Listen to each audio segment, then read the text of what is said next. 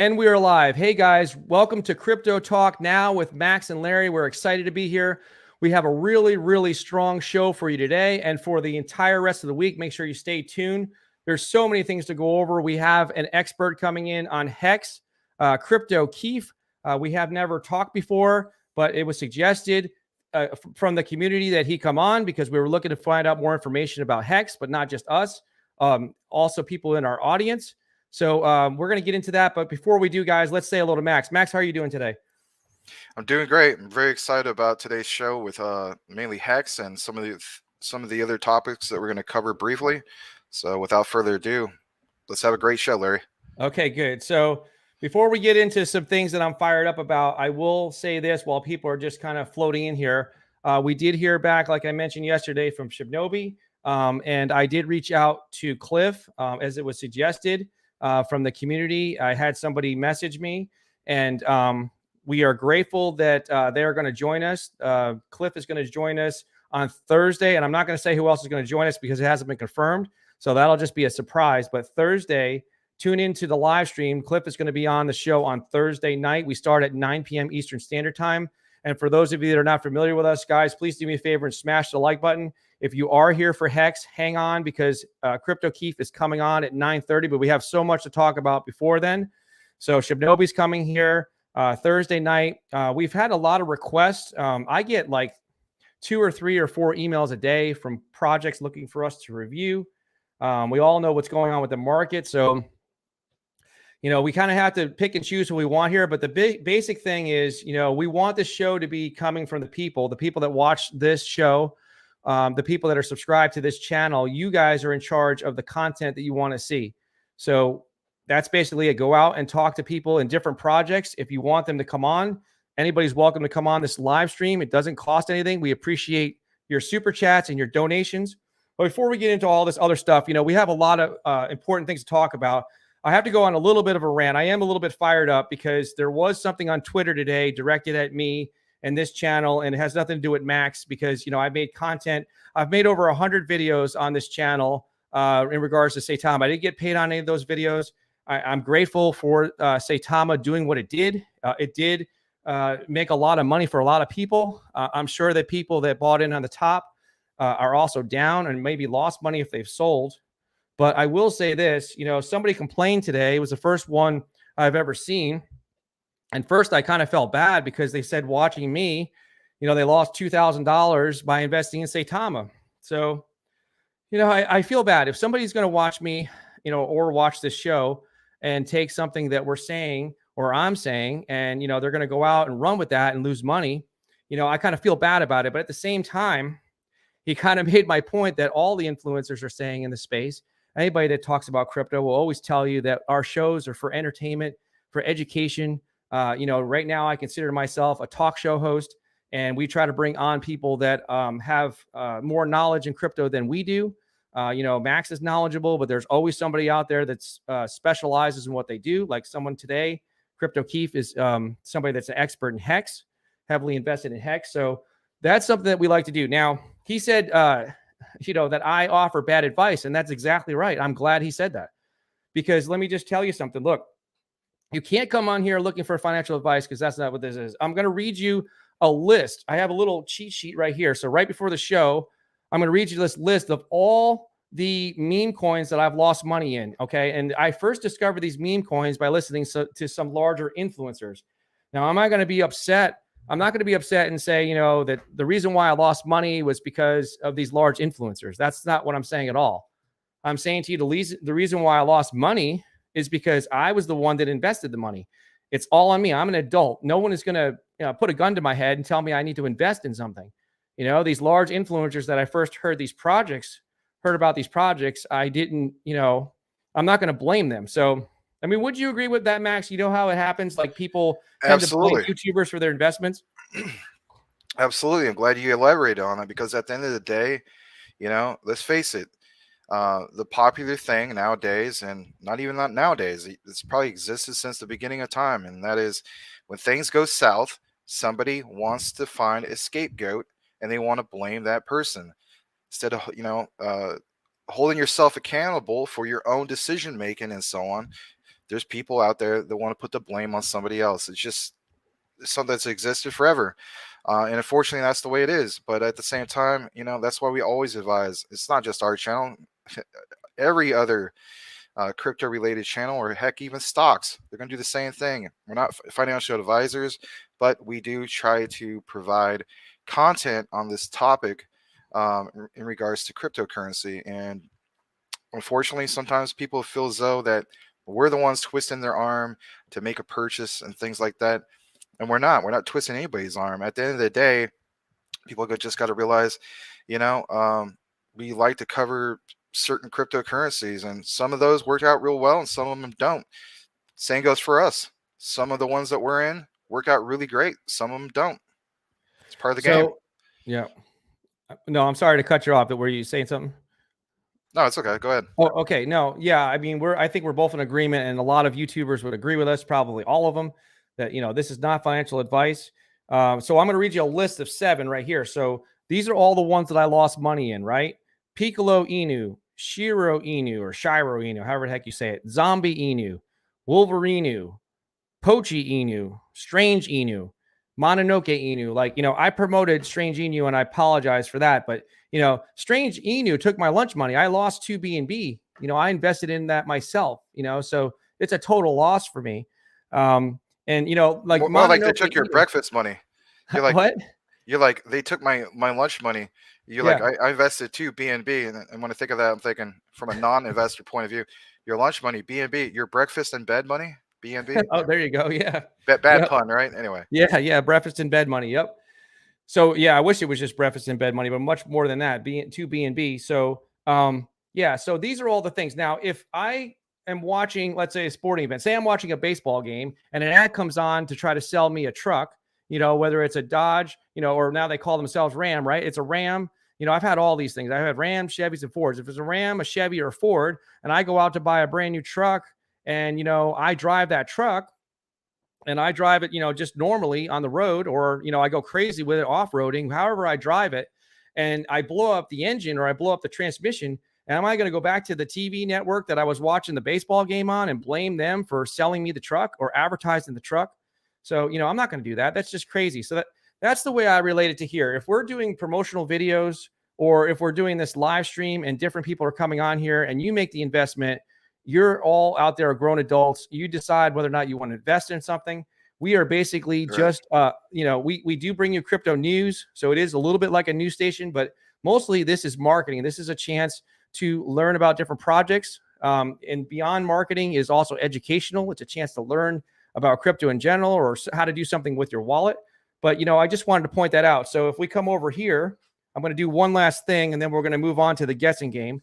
I'm going to show you guys Mononoke Inu, and I'm going to show you their latest. If you haven't seen my video, I'm going to show you their latest teaser here. I don't even know what you would call this. They made an announcement actually early this morning that their alpha is out. So that their alpha is out.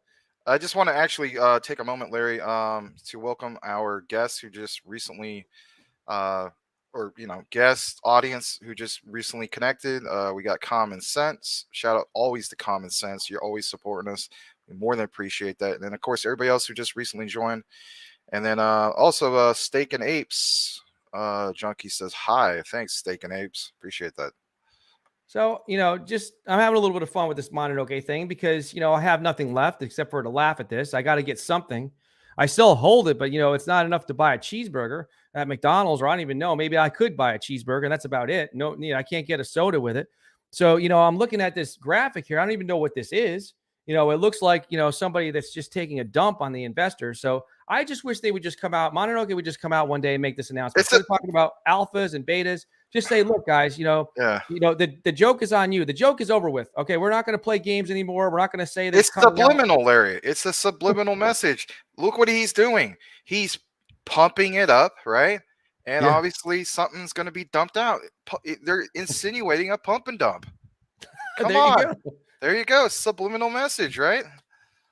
Well, we can have fun and laugh about it, but, I'm sure a lot of people, if I had to do a poll, probably 97% of the people that invested in Mononoke probably lost money, or at least they lost money on paper because it costs more money in gas fees, to cash out. But this is just, just come on here and be like, look, guys, okay, it's a joke. All right, we're not coming out with a game, or like this looks like something that you would pay for on Fiverr. Like, I mean, I don't even know what they're trying to pull here, but it's just crazy, ridiculous stuff. I'll put it this way for those people who are going to be coming here saying, all you and Larry are doing is fudding Mononoke. I'll just put it this way, okay? So Galaxy Snake was obviously a rug pull, okay? Check this out, just for food for thought, okay? So I'm looking at Galaxy Snake, and unfortunately, that was an investment for me. That was literally a gamble. So I put in about $688 worth into Galaxy Snake and ended up rugging. But get this, right? So my total profit slash loss ratio is 92%, 92.5% down on Galaxy Snake.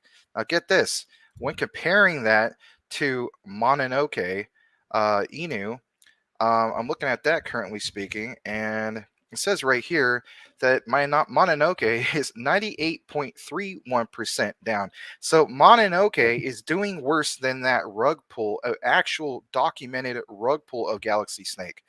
So, if Oh, people man. want to say, well, you're just fudding it, hey, you guys fudded yourself. Oh, man. So it's actually doing worse right now than a known rug pull. Mononoke Yes. is doing worse. Yes. So, Oh, I my mean, I don't God. even want to hear it. People want to say, oh, you're just ruining it for all the other investors. They already ruined it for themselves.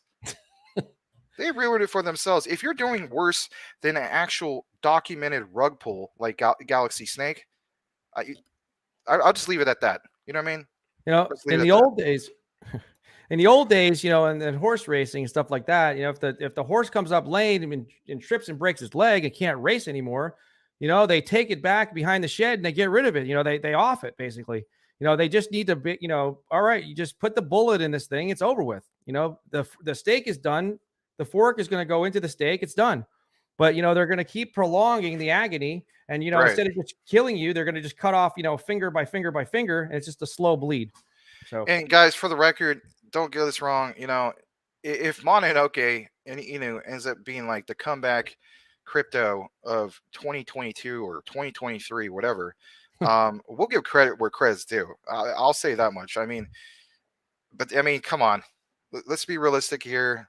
I don't see it happen anytime soon. Would I love to see that happen? Of course, absolutely. Who wouldn't? Especially if you're invested into it. Yeah, I'm personally invested into it. I got I don't know. Good God, what am I down? So I got about $575 worth into Mononoke. Yeah. Anyway, somebody actually said they've got profit. D True says he's still in profit with Mononoke. I tell you what, if you're in well profit, then you must have got in on like day one or something like that. I Yeah. don't know. Maybe he got in the pre-sale. I don't even know, boy. I tell you what, I'm not saying what to do, but if I was in profit, I would have already been, it would be over with. I would have already sold out by now. But that's good that you are still in profit. We're going to say hello to everybody. Sell more FUD. Hey, how's it going? Kingsman, Common Sense. How are you guys all doing tonight? You got to get his name right, man. It's not sell more FUD. It's sell more FUD. There you go. Yeah. Sell more FUD. So before we get into what happened with some other things he asked about Go, let's do the guessing game. And, this is the segment, it takes 20 seconds. In the future, we're going to have a lot of people in here, so we'll probably do giveaways. I don't know if we'll give $100 away or $500 away in cryptos, up to that. Maybe we'll get really big and we'll give $1,000 away. I don't even know. But let me just ask you this question. Oh, I played Mononoke's game and it's okay. Okay. Well, you're probably the only one that's played it. I didn't even know that you could play it. So let's go back to here. Now, guys, drop in the comment section. Let me know what I purchased. Actually, it wasn't last night. It was during the day that it was down. It's pretty easy to find something in the top 100 because everything is down. It's like Black Monday here, like someone just said in the chat. So which one did I buy? I bought one thing. What was it? In the top 100. It's on the screen. You having the audience guess or? Yeah, the audience can guess, see if they can beat you. So they can guess first, and you can guess at the same time. Whoever guesses first is the winner. On the screen, huh? Well, let me see. Luna should have been the one to buy because Luna's down 40%, but it was not Luna, Common Sense.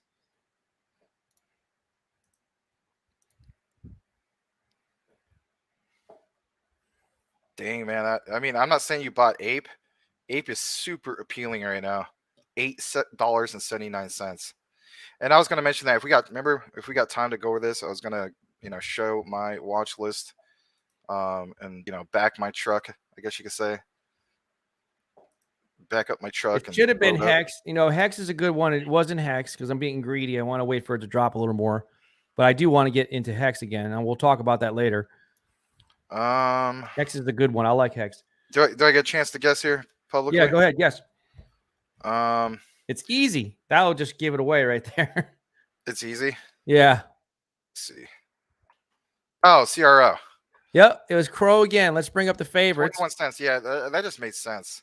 That's all I do is buy Crow. So I bought it. Actually, it went back up to 21 cents. I saw it was down as low as 20. So I thought I was a hero and bought more. My second choice would have been Zilliqa because that's down to like 6 cents. So it's really that would have been another one to buy. I'll tell you what's a real buy is what I was saying earlier. Clearpool, man, it's like only 4 cents away from its initial DAO offering, or some people call it, ICO. Yeah. Clearpool is down to a little over 8 cents. I mean, I might get I should say I might wait for the dip a little bit further down, just to get a little greedy as far as that goes. Greedy, bearish, whatever you want to call it. Yeah, if it gets to like a flat 8 or even 7, I mean, it's just, that's only, even right now, it's only 4 cents off of its initial DAO offering. That's insane. That's good. Yeah, we're going to get into Clearpool more. We're going to turn it over to you in a second. We'll talk a lot more about what you have in store to talk about. But I got to just tell you one real quick thing about Crow. So here's my theory behind buying Crow right now. Like right now, it's a dangerous time. I don't need to tell anybody watch it. This is a very intelligent audience. These guys know a lot about crypto and probably more than I do. But what I want to say to you is this is my theory behind buying Crow. I feel like the regulation is coming and the market is dumping, whether we're headed to a crypto winter or not, or this is just a bear market. I don't even know. Hopefully it's not prolonged. It just goes up and down like a crazy out of control, train falling off the tracks. But this could be, a prolonged bear market. But what I'm thinking of is with the bear market, real possibility, and then also the crypto regulation coming in, and then, Uniswap and PancakeSwap getting sued. So those 4 factors, those factors right there is telling me that a lot of transactions are going to take place when people come into crypto. They might not be coming in a year from now. They might be going more so into a centralized exchange. And I'm looking at the volume earlier, and I think if I'm not wrong, Crow is like 20 or 21 in terms of volume of the overall, if you look at the list of exchanges. No, you're about right. Yeah. So I'm just thinking that, with the regulation, the bear market, more people feeling a little safe, they're going to go in and start using these different apps, these centralized exchanges. And I think that, that makes Crow undervalued when you compare it to like a blockchain like BNB as well. They'll add more things to the blockchain. I just think with the marketing, with the crypto.com, the name, the branding, I just think that Crow is where it's at right now. I actually feel more bullish on Crow than I do Ethereum. Like I took some of my Ethereum out just to buy Crow. That's how, I know that might sound crazy, but that's what I did. That's not crazy at all. I mean, at the end of the day, you have to, it's not dollar cost averaging. It's seeing the opportunities that are present in front of you and then moving your position to have a better, I guess you could say, play later on down the road. It's just, it's proper placement. It's a power move is what it is, I agree with what King's been saying about Ape. He said he bought Ape and SHIB. Pixel overselling, 600 Pulio, 400 private. Yes, I've been saying this all along. Look, I've been thinking that Pixel is overselling privately, and I just announced it a couple days ago on the stream, but I don't want to hurt anybody's feelings. I have to kind of separate the feelings because I like a couple people involved with the project. I know them personally. I've never met them in person, but I know them from the stream, and I know who they are, and I feel kind of bad, but I have to be real here. I have to be honest, and I think it is oversold. I think they're going a little bit too aggressive. And I think it's better to start with a smaller market cap. What do you think about that, Max? You think it's getting, I know you don't know too much about Pixel, but you can see what's up on the screen there. No, I know, when I say something like, and this is with all due respect, of course, to common sense, when I say I got to look more into a project, you got to keep in mind, I might not look into it that particular day, but I definitely will. My thing is, I just recently covered Luna 1 on their pre-sale and so on, and I know there's other ones with pre-sales, but my thing is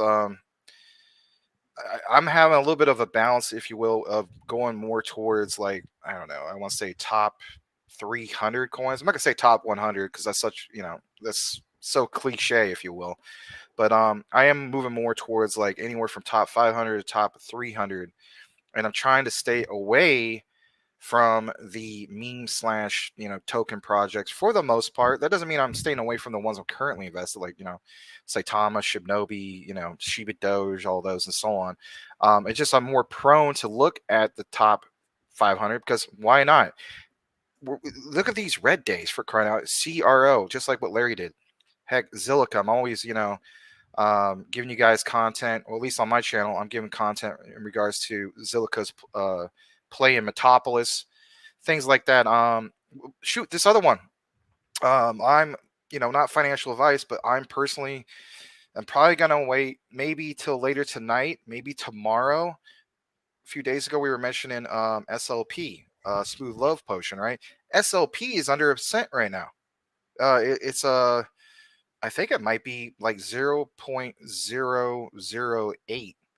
So I'm gonna play that kind of like how I did Dogecoin, right? So I'm gonna get at least 30,000 of the Smooth Love Potion. I might get 60,000, and then if it went up to like, I'm not saying all time highs, but let's say it goes up to like maybe 30, 40 cents. I mean, shoot, that's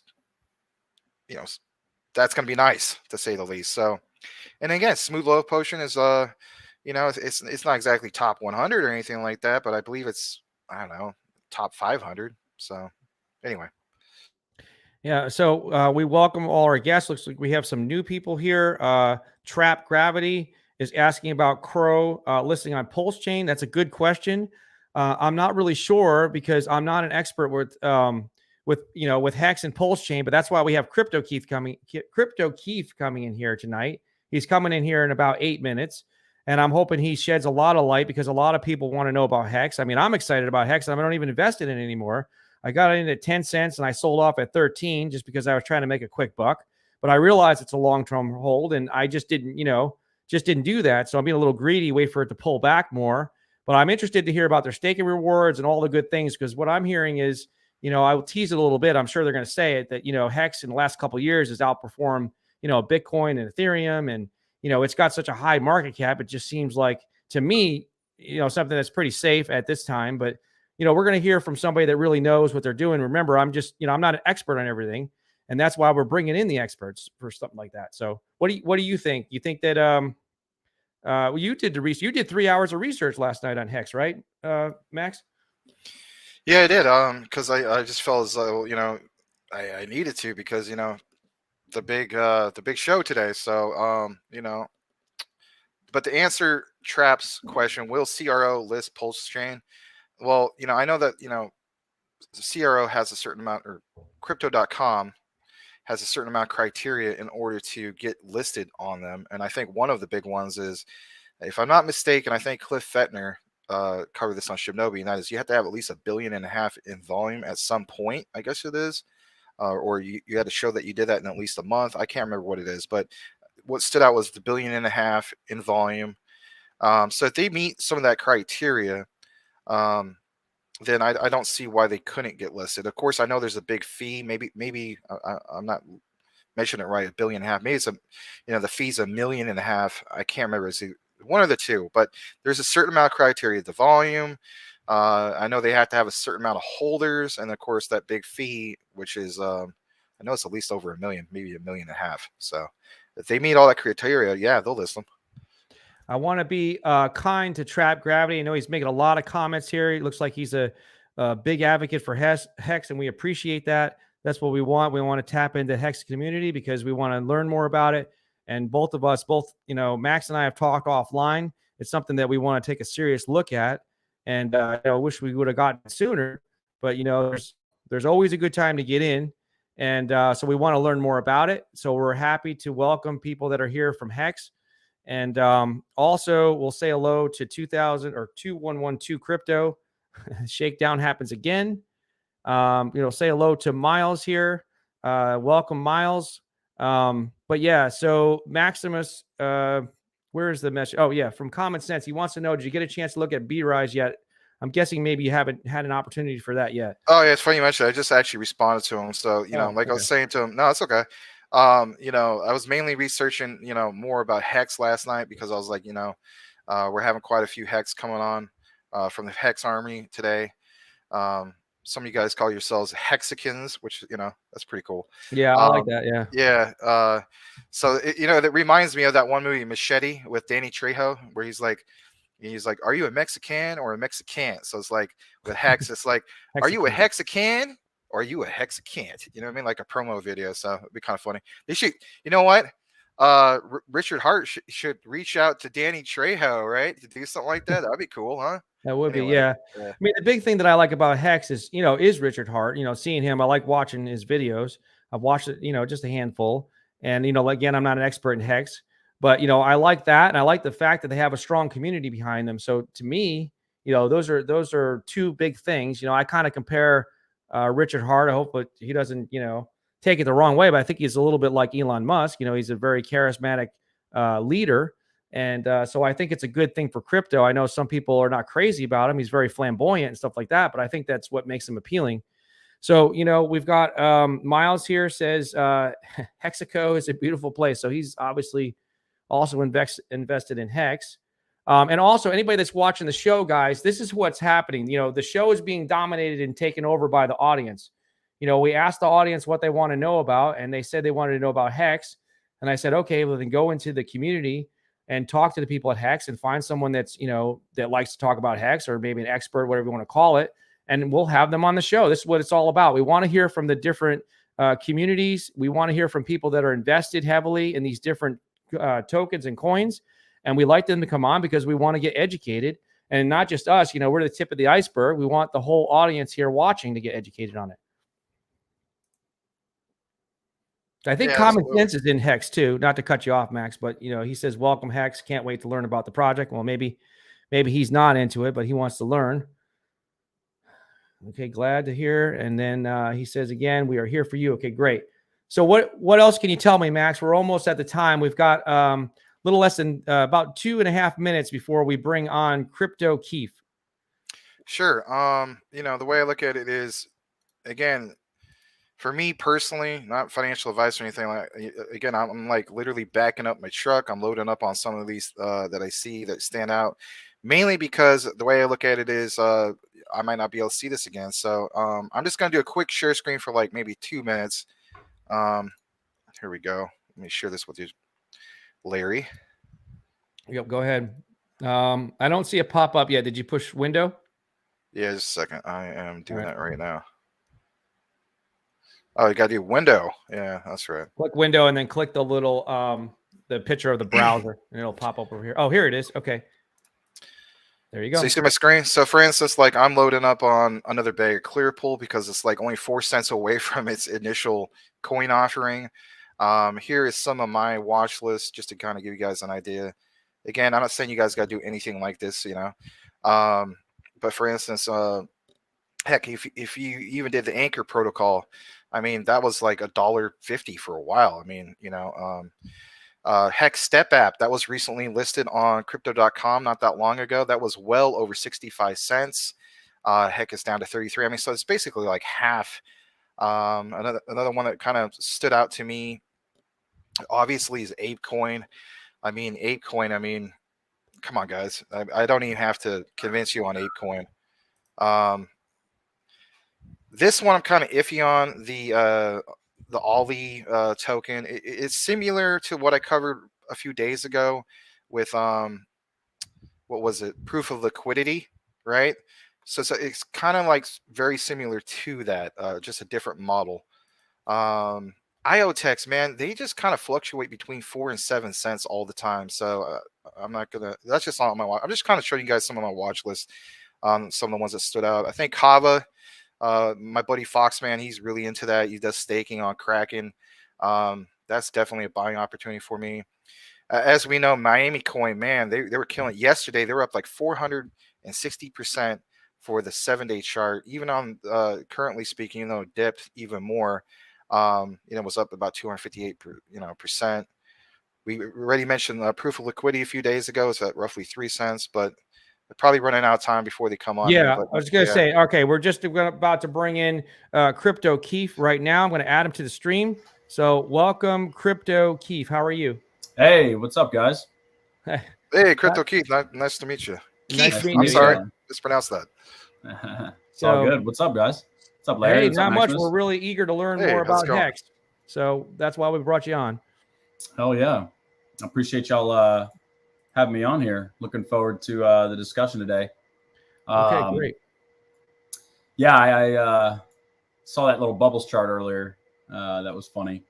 Yeah, not usually the floor is lava and Hex is green. Okay. You know, we have some whale games going on right now. Right. We'll get into that in a little bit, but yeah, appreciate y'all having me on, and shout out to Pulsechainer for setting this all up. So yeah, glad to be here. Looking forward to it. Well, we're glad to have you on. I'll state this. I actually have those shades, those Miami Vice style shades. I like the look, man. Looks great. So hell yeah, brother. Yeah. Yeah, it's an attempt to not dox myself fully. Oh, no, it's understandable. So what can you tell us? What how long ago did you get into Hex? Let's start there. Yeah, so I'll kind of tell you a little background, I guess, about my kind of crypto journey, right? So okay. You know, I'm in sales. I've been a big TradFi guy for a long time, up until about right around April last year. Bought the top of everything, right? So total wreck pleb over here, right? I mean, got Coinbase. You know, I started buying ADA at 209 or something stupid. Yeah. Don't feel too bad. I do the same thing, man. Yeah, dude. I mean, I got a little bit of this, a little bit of that, whatever. Thought I was cool. You know, oh, I got crypto, right? Okay. And my buddy wouldn't stop texting me about Hex. Go check out Hex. Check out Hex. I'm like, what the hell? All right, what is this? Go to the website. I check it out. I'm like, all right, like, you know, cool, but what is it? I don't know. Finally, ended up getting Hex right around like late May of last year, right around, I think it was 6, 7, 8 cents, right around there. And I realized, you know, you can't get Hex on Coinbase, Voyager, Kraken, none of the central exchanges, right? Right. So I had to download MetaMask. And I, like a total wrecked pleb, I swapped ETH on MetaMask for Hex. And, you know, kept just accumulating Hex. Didn't really know what it was, didn't know the benefits of it, just had it, right? And I started learning a little bit about Richard Hart. And I kind of started watching some of his YouTubes, and I was like, man, this guy, like, it kind of rubs me the wrong way. Like, I don't know who this guy is, yada, yada, at first sight. And I was like, and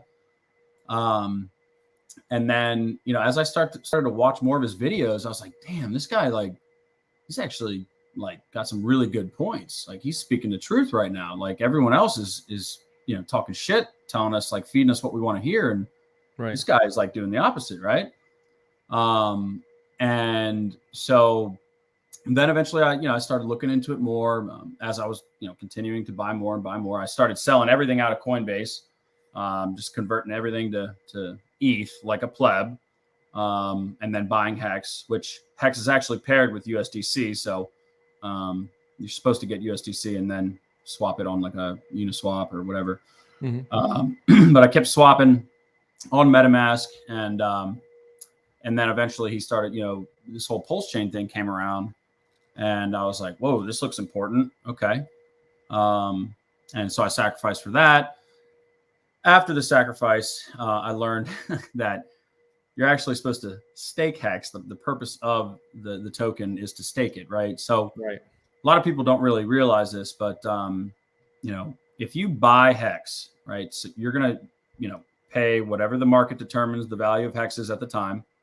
And one strategy is to buy and hold it liquid, right? Well, that's not the best strategy, right? You're subject to extreme market volatility, right? Prices, you know, you can't have mad gains without corrections, right? So the price of mad gains is, you know, extreme volatility. So you're going to have crazy price action, right? But Hex is unique because I can boil it down in 4 simple words, right? So fully decentralized, trustless yield. Okay. So I'll explain how that works. When you buy Hex, you cannot buy it on a central exchange, right? So you can't go through Coinbase, you can't go through Voyager, Kraken, or Gemini, whatever, all this other stuff, right? You have to buy USDC. You have to send it to a non-custodial wallet of your choice, like a Trezor or a Ledger hardware wallet with a 24-word seed phrase. Or if you're totally new, MetaMask, download it on your phone, or MetaMask.io on your computer as a Google Chrome or Firefox extension. And you purchase USDC. You connect to a decentralized exchange, such as a Uniswap or honestly, Matcha.xyz typically has the lower fees. You could do 1inch.io, you can do change.now or changenow.io, and you swap your USDC for Hex. And that's kind of your starting point, right? But what's unique about Hex is when you go and interact with the staking protocol, you actually burn your Hex. So when you enter into a stake, you burn your Hex tokens. Literally, the smart contract will send your liquid Hex to the burner address, which is a 0x00000. It's a black hole of crypto. Right. And you are handed what we call a T share. So it's 1 trillion shares, right? And so that is essentially like your receipt, right?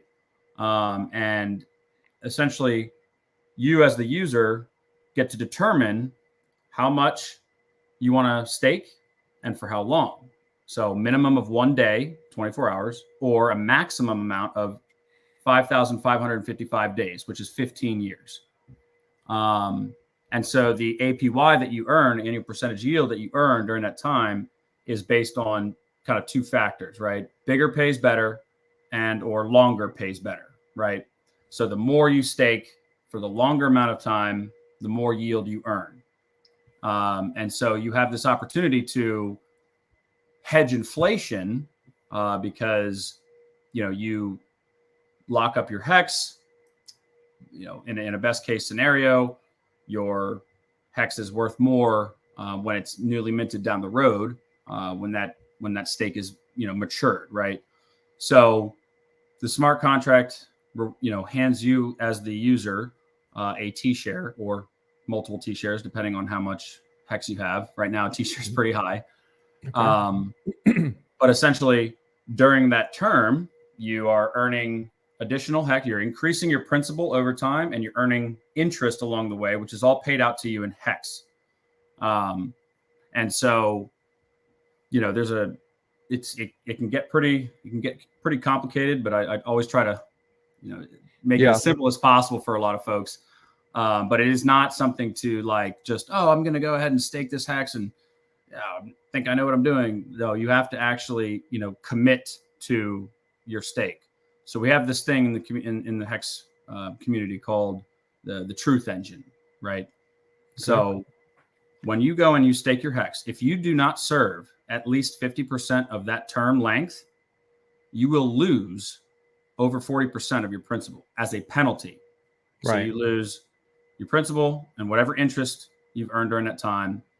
And so it kind of keeps us whole on the program, right? It keeps you whole to the truth engine. Not to interrupt you real quick, but I am going to interrupt you real quick.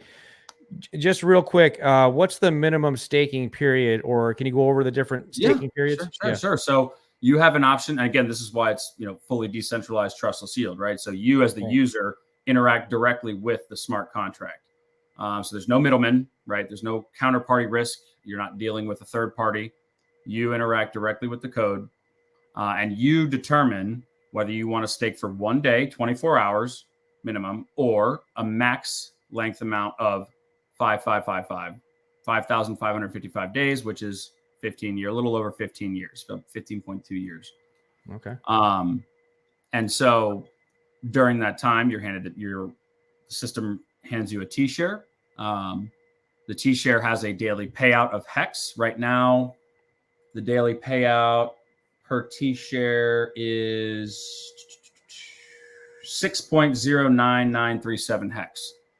So every day that you're staked, you're earning 6.09 Hex. Right now, Hex has a market value of 14 cents. So you're earning about 14 cents a day. as a user who has staked Hex and actually has had a stake mature and had to end the stake, it's really cool because, you know, when I started the stake, I had a certain amount of Hex. When I ended my stake, I had more Hex than when I started, right? Now, during my particular stake, there was a, you know, way crazy all-time high. I mean, I staked it around, I want to say it was around 15 cents. And then right around September of last year, we went to 51 cents. So, you know, I had, on paper, I had made a lot. And then there was a correction by the time my stake was due. Well, what's beautiful is that at the end of the day, I still had more Hex than when I started with. So I earned yield, and the smart contract paid me my daily payout throughout that entire period of time. And so I had more Hex than when I started. And that's what's so beautiful about Hex is it's the only complete product in crypto. Everything else is a project. It's ongoing. It needs an upgrade. It needs an update. V1, V2, V3, or in Circle's case with USDC, it has admin keys. Somebody behind the scenes somewhere can snap their finger and turn it off forever. Guess what? Richard Hart could die, could disappear. Hex.com could go down tomorrow. Hex has immutable code. As long as the Ethereum blockchain runs, Hex runs impermanently. You cannot change Hex. You cannot modify it. You cannot stop it. It will run forever. And so that's why we take it so seriously, because, you know, everyone, you have all these rugs, you have all these scams, everything in crypto. 90% of crypto is a scam. There's only a few things that are actually decent out there. Right. But what's really important is that Hex is actually gatekept by everyone, everything, central banks, central exchanges, institutions. Coin market cap lists Hex at 201. Why? Hex is actually the number 6 crypto. Why do they list it so far back? Well, I'm glad you actually pointed that out, Keith, because I saw an interview.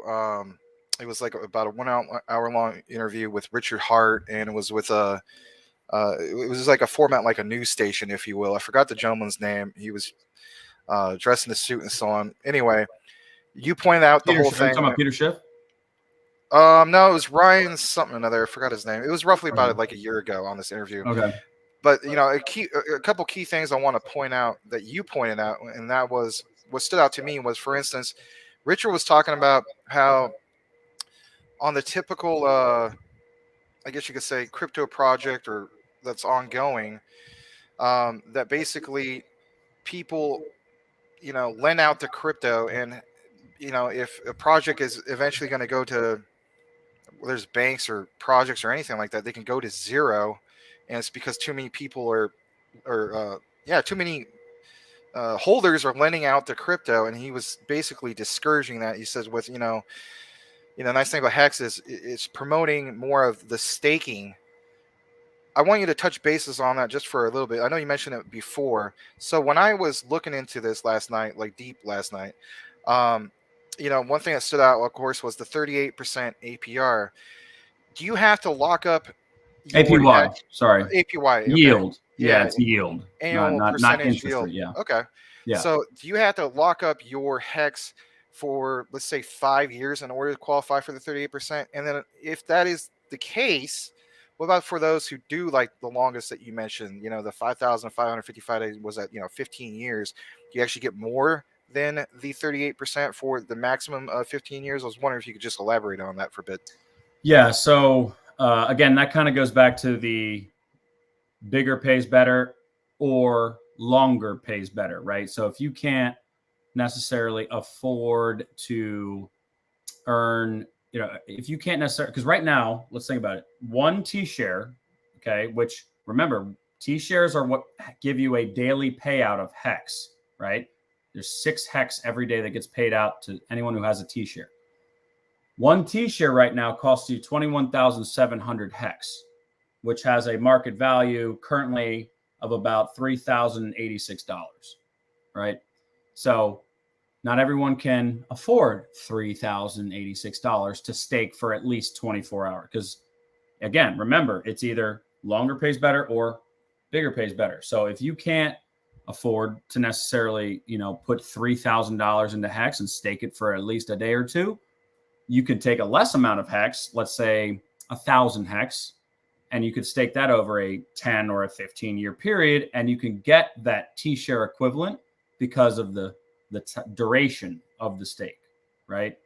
So again, if you want that 38%, longer pays better if you can't necessarily afford to put $3,000, $5,000, $10,000 into Hex. No, that makes sense. I mean, I guess a long period of time. I guess what I'm asking is, like, what is the minimum in order for the 38%, things like that. I like these concepts because at the end of the day, I kind of look at, like, for instance, a person sees their particular crypto project, go to the moon, all-time highs, and the big mistake a lot of people make, let's face it, is they cash out their entire position instead of, like, say, doing 75% of their bag, 25% for obviously like a moon bag, for instance. And then on top of that, what's going to also mention to you, Keith, is from the information that I gathered last night. So Hex, big time, Richard Hart was saying in the interview, it's all about the staking. He was just pounding that home, and it really, really made sense. So with that said, is there no lending whatsoever? I mean, is that even an option for holders? It's not, is it? Well, there are some other third-party projects that have the ability to draw liquidity from your Hex stake. These are projects that are built on top of Hex. And so remember, Hex is built on top of Ethereum, and we do have Hedron, which is built on top of Hex, which is Hex stake instances, which are HSIs. You can stake Hex, but have the ability to draw liquidity from it. That's a whole separate conversation, a separate project. But ultimately, again, it goes back to the whole, we have this big concept in our community called delayed gratification, right? And so the system, you mentioned that quite a bit. Yes. The system forces you to delay your own gratification and to keep your own weak paper hands from selling your Hex at a 10x or a 5, 10, 20x, whatever it is, right? Right. Because you're staked, you are committed to that time period. You're committed to that term length. If you end your stake early, you will lose a giant portion of your principal as well as the interest because you haven't served at least 50% of that term. Again, that's why it goes back to kind of what we call the truth engine, right? It makes you, because you said as a user, I am going to lock up this Hex for this amount of time. And if you don't agree to that amount of time, you lied to the system. So you get penalized. And so you lose your principal, you lose your interest. And, that's why it's not really like one of these, like, kind of shitcoin type of things that you want to play around with and say, oh, I'm going to stake it. Because you got to remember, it costs ETH gas. So not only are you losing your principal with interest, but you're also paying gas to do so, right? ETH gas, right? Which, right now we all know Ethereum is just wrecked with the overloaded network, crazy fees. I mean, you have to wait till Sunday at 2 a.m. to leverage the GUI, right?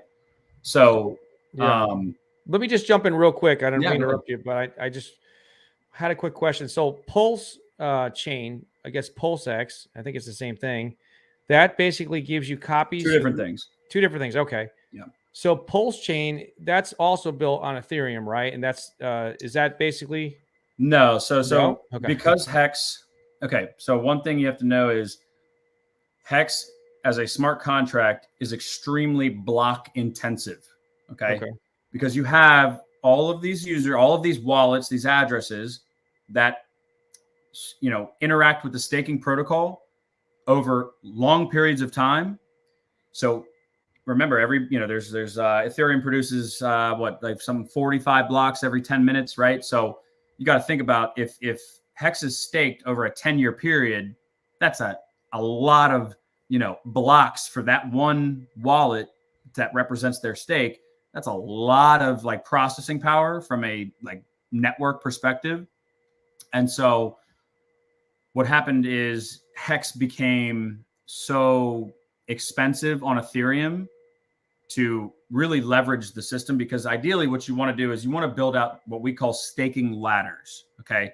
So you want to have a Hex stake ending in January, where you can either decide, let me collect my interest that I earned during this time, and I can sell that newly minted Hex for USDC and take my, profits that I need just to pay my bills for the next 6 months. And then you have another Hex stake ending in, let's say, July or August, where, that would pay for the rest of my year worth of expenses, right? So in a perfect world, you have a stake ending in the beginning of the year, you collect your interest, you restake your principal, and then in the middle of the year, same thing, right? So you kind of determine how much money do you need to live throughout the course of the year, that kind of thing, right? In a perfect world. Well, with ETH gas, the average Joe like me, I can't afford to be spending hundreds of dollars on ETH gas fees when I'm only maybe earning potentially couple $100, in interest during that time, right? Or newly minted Hex, right?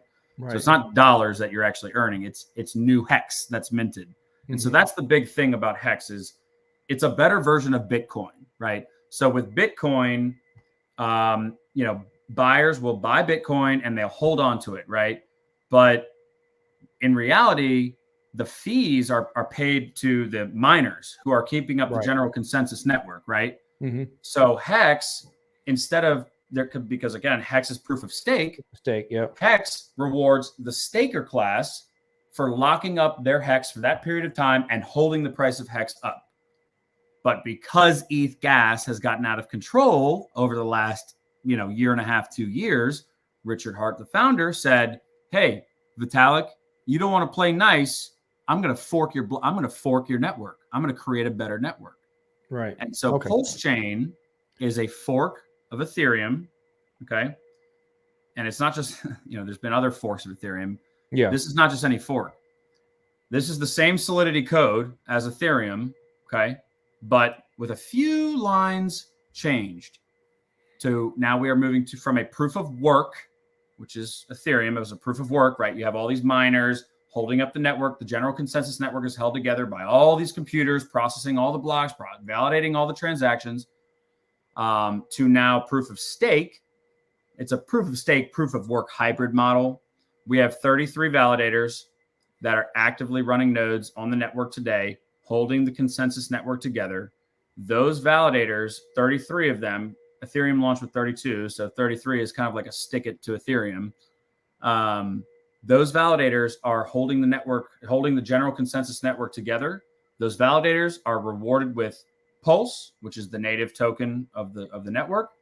And you as a user, you get to delegate your Pulse to a validator to earn additional fees, right? So to earn additional yield. Let me just jump in real quick, and I'm doing a great job. I'm probably getting a little educated. Yeah, no, you're doing a great job. It's great. We appreciate it. Yeah. I'm going to say something real quick, and then I'm going to let Max jump in because he's got probably some great questions. I'm going to try to simplify what you're saying. You correct me if I'm wrong. That's because you know much better than I do. What I think the vision is what I'm hearing is that this is designed. Hex is designed that you don't have to touch your principal and you're just living off of your earnings, your interest, which is paid in Hex. More Hex Correct. is minted. Is that the way it's designed, where you never really have to touch your principal? Okay. Exactly. Correct. Correct. Exactly. So the way Hex works is, again, remember how I said when you stake your Hex, you actually burn those tokens away from the available supply. So you're actually helping the value of Hex increase because you're removing available Hex from the market. Some of the supply, yeah. From the supply, right? But that T-share rewards you with newly minted Hex. So Hex is inflationary, similar to Bitcoin, except instead of paying the miners to hold the price of Bitcoin up, Hex rewards the staker class with newly minted Hex. And so that's where the T-share comes in, because the T-share represents your proportion of newly minted Hex over a period of time that you decide as a user. So we just want to welcome. No, I'm sorry. Go ahead. I just was going to welcome a couple people. Looks like they're part of your fan club here. What's up, Jawa? I see Jawa out there. Trap. Got a lot of folks out there. What's up, Yeah, guys? you got a good following here. So yeah, do you want to ask anything, Max? You want to jump in here? I know that you studied a lot more than I did, and you're more the technical guy when it comes to this stuff. So, I mean, I like what I'm hearing. I really do like it. And I know Max has probably got some poignant questions to ask. Well, you know, it's just, I do personally like a lot of what I was, you know, seeing last night, mainly with that interview with Richard Hart and so on. You know, by the way, wow, what a brilliant mind he is. A little Best bit man in arrogant. crypto. Best Yeah, man in crypto. arrogant and cocky, but like warranted, if Called you the will. top Yeah. of Bitcoin last year. Does it for free. Has before he even got into crypto, did a bunch of self-help videos, how to stop gambling, how to stop drinking, how to improve your relationship. I mean, the guy is putting out truth, and everyone else in crypto is trying to take your money and scam you. So, yeah. No, Sorry, it's all right. I actually compared, you know, like one of his interviews, and then I looked at like the charts, you know, like a year later, and so I was like, man, this guy's been absolutely spot on a lot of, like 3 or 4 times within the last 5 or 6 years. It's just it's really impressive. But nonetheless, you know, the way I look at it, it's kind of like, not saying Hex is like any other crypto project, because clearly it's not. But one thing, you know, for, you know, the typical retail investor is, I should say a typical retail investor, a lot of investors don't know about this, and that is, you know, the concept of staking, being able to take your tokens out of, or coins out of circulation, because at the end of the day, we want projects to create more scarcity by doing so, because they're not in circulation, which affects, of course, the circulating supply and so on. So with that said, since you guys encourage the staking so much, and rightfully so, with everything you mentioned and whatnot, everything seems to be reflective upon that. And one of the key things that I saw from, of course, the Richard Hart interview was, like, for instance, you know, he was basically mentioning, he was like, look, you know, by staking, you know, here's some of the rewards and so on. But at the same time, it was like, you know what, the overall crypto market cap, you know, like I'm always stating this, Bitcoin and Ethereum represent, again, it could be off a little bit, but basically 81% of the overall crypto market. And then Richard Hart was saying, hey, look, when Bitcoin and Ethereum are down, the nice thing about Hex, and this was like a big selling point to me, was Hex is literally not affected. And I just said, whoa, that's a bold statement. But I mean, it's decorrelated. yeah, It's not correlated to anything. It's not tied to Ethereum. It's not tied to Bitcoin. It's tied to USDC, which right. is pegged And to the US dollar. he has some examples in regards to that. And I saw some of it, but I thought to myself, well, you know, it was getting kind of late, and I, you know, needed to get some rest and so on. And then I looked into another thing. I was trying to find more info about him, elaborating more on it. If you don't mind, Keith, can you elaborate a little bit more in regards to what he's talking about with that, based on the market in the past, present, and I guess obviously the future? Yeah. So, I mean, you know, Bitcoin and Ethereum, again, are proof of work models, and those have a lot of negative externalities that are tied to large corporations, right? So you have, you know, market conditions that are affected by, or you have market conditions that affect, you know, how these miners work, and who calls the prices of these various coins, and who owns them. We don't know. Bitcoin had an inflation bug. We don't know really how much Bitcoin there is. We have an idea. We think we know, but we don't. There was an inflation bug. Richard Hart had to do a live stream on that. Ethereum, the same thing, is also proof of work, owned by JP Morgan Chase. That's a whole other rabbit hole that we can go down, but prefer not to. Really, really gross things happening there. At the end of the day, when you have a token that's paired with USDC, or pegged to, you know, which is, again, USDC pegged to the US dollar, you're not subject to the same type of economic conditions that, let's say, like a Bitcoin and Ethereum. You ever notice how when the stock market goes down, Bitcoin and Ethereum both go down, which, again, everything else is tied to both Bitcoin and Ethereum, right? Yeah. Yeah, so, it shouldn't be that way, but it does. It is right. I mean, it is what it is, right? And so that's kind of what's beautiful about Hex, is that it's not correlated to these economic conditions. And so that is what gives you it's what gives the token itself the flexibility to perform the way it should. I mean, again, Hex has done a 10,000x from its all-time low to its all-time high. So if you had gotten in Hex, as an adoption amplifier guy back in 2019, or, Bitcoin guy, anyone who held Bitcoin in a non-custodial wallet got airdropped free Hex. Okay. If you had Hex, you have done a 10,000. If you had Hex since 2019, you have done a 10,000x. Okay. So Hex launched with a couple, I think it was like, I want to say 3 zeros and a 1, something like that. And then after 30 days, it had a major dip, dropped down to like 5 zeros. Okay. Huge dip. And then from that all-time low to September 2021, last year, when it hit 51 cents, it did a 10,000x.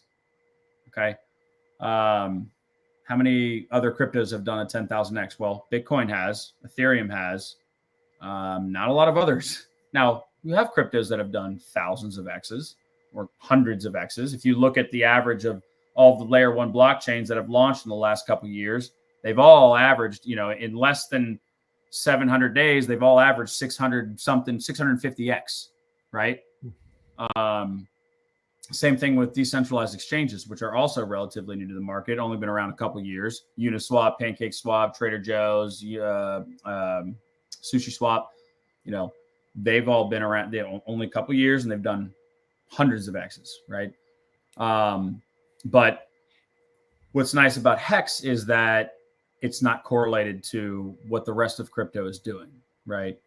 And so we in the community, we as Hexicans, we stake our Hex and we chill, right? We don't have a choice. We can't touch it. We're not allowed to sell. I mean, technically you could early end your stake, but who's going to do that when you get penalized so heavily? So that's why Hex is a very serious investment product. It's not just like something you go gamble on and toss a couple hundred at it and see if it sticks. Like I did. Okay, Wrecked Pleb over here bought Saitama last year, bought the hype. Yeah, like an asshole. And hey, I love the Saitama community. I love the people that are involved, but I hate Saitama. It's a complete rug. I'm sorry, it is. Russ is an asshole. They're funding these crazy parades over in God knows where, Thailand, with all of our American dollars. Okay. Total rug, total scam. Hex provides a, fully decentralized, trustless product that you can count on at the end of the day. Even if Hex doesn't perform well from a price performance perspective, you can still rely on, because in the smart contract, you are guaranteed your principal plus whatever interest you've earned along the way, right?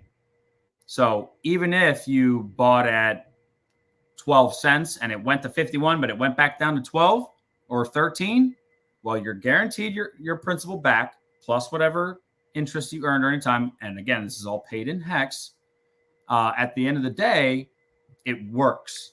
And not a lot of other staking protocols have that, where it's like it actually performs the functions that it was designed to do. Because if you go and stake Ethereum right now, you can't touch that Ethereum. You can't touch that. It's gone forever. You can't draw liquidity from it. You can't end it. They say, we'll let you know when it's ready. I mean, that's why I love Hex so much, is because I, as a user, can interact with the contract for whatever amount, whenever I want, for how long I want. And at the end of it, I'm guaranteed that newly minted Hex plus whatever interest I've earned along the way. And then I have the decision at that point to restake from, all of it, or take my interest and, live my life, whatever. So I know that's kind of like a long-winded answer to your. No, it's a great answer. I like that. I was just going to say something real quick. Imitation is the highest form of flattery, right? When people copy each other. Is there anything out there that's trying or attempting to copy what Hex is doing? Is there anybody else? It looks like it's a very unique type of, I don't even know what I would call it, almost like a platform, more beyond just a crypto. Well, it's like CDs or- for crypto. That's what stood out for me. Yeah. Well, it's the first. like, if you go to the website, yeah. it's the first certificate of deposit on the blockchain. I mean, that's kind of what it's advertised as, right? Right. If you go to hex.com, it'll tell you that. So it acts similarly to how a CD works at a bank, where user says, I want to give the bank X amount of dollars for X amount of time. The bank will say, all right, we'll give you your 7.5% yield over that period. If that, man, last time I got 7.5% on CD was many years ago. Yeah. Last was like 3%. My goodness. Right. Yeah. You're lucky to get 3%, 4%. I mean, you're right. The thing is this, guys, there have been more. We got an interesting super chat there. I noticed they got the 555 in there. So I think they're trying to tell us to stake it for that. What is it? 5,555 days. That's the number. Okay. Yeah. We call it Cuatro Cinco. That's our it's kind of our Cuatro Cinco club is the 5555. So we appreciate the super chat. Days. We certainly do. Thank you so much. Yeah, thank you. That's a nice way of a subliminal message they're giving us right there with that super chat. So no, it's wild. I mean, I'm looking at Hex and go pull up a chart. Go to CoinMarketCap. Go to CoinMarketCap. Okay. Let's look at a chart. Go down to overtime. Now click log. You got to click logarithmic. Yep. Look at that. Zoom out. Go to all time and zoom out. Yep. Let's see here. Okay. I got it on log and I zoom. Whoops. Log. All time. Yeah, it looks like that, right? There you go. Yeah. Zoom all the way up. So, I mean, if you look at Hex, especially in 2019, price performance over time, it's constantly up and to the right. Now we had a major spike, we had a major course correction, and then a retest. Right, it's tested all time. It's always new all-time highs, new all-time lows, right? So again, Bitcoin has had several corrections and 85% crash, right? The price you pay for mad gains is extreme volatility. That's what Richard Hart tells us, right? So again, it's not a good idea to just buy Hex and hold liquid Hex in your wallet. You're supposed to stake it. You're supposed to earn your T shares, get your T shares.